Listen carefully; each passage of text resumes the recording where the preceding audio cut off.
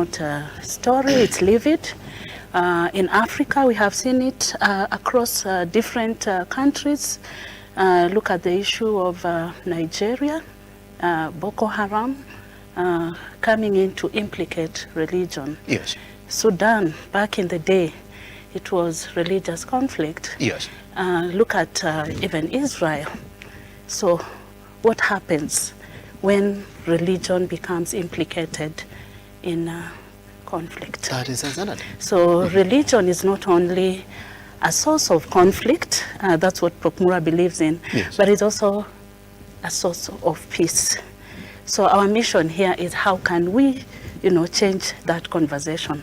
Because it's happening. Here in East Africa, you look at the issue of Al-Shabaab, it implicates religion. It's youth who are being, implicated, yes, or recruited by extremist groups.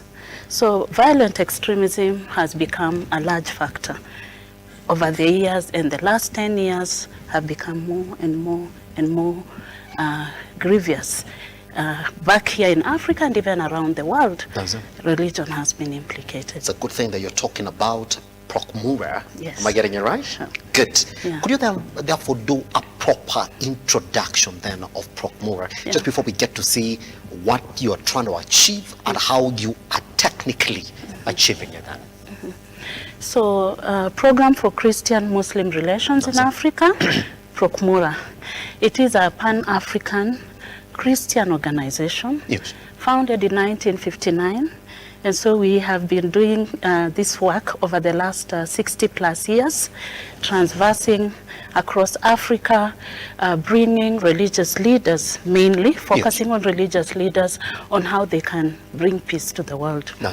And so we have different programs, mainly focusing on religious peace building, capacity building, youth, women, and peace issues. So our stakeholders or our constituencies look at how they can bridge peace at the community level. And why religious leaders? Because Prokmura as an organization is a Christian organization, as I said, stretching a hand of, yes, friendship to our Muslim brothers and sisters. And why so? Because Christians and Muslims are the two main dominant religions in Africa. If you look at most countries, there's always this conversation of Christians more or are Muslims more. We have North Africa where we have dominant Islam, but we also have countries like where Kenya is and others who also have, claim that we have more Christians. And so that divide, when our forefathers sat back in 1960s, when we were trying to have, Africa was becoming independent. Yeah, yeah. And so there was this call of why can't we have an organization that can see how these two communities, we are both Abrahamic religions, Islam and Christianity. We come from the same father. It's only that we have religious differences. But Prokmura says, in spite of our religious faiths, can we sit together and work together? How do we bring that into play?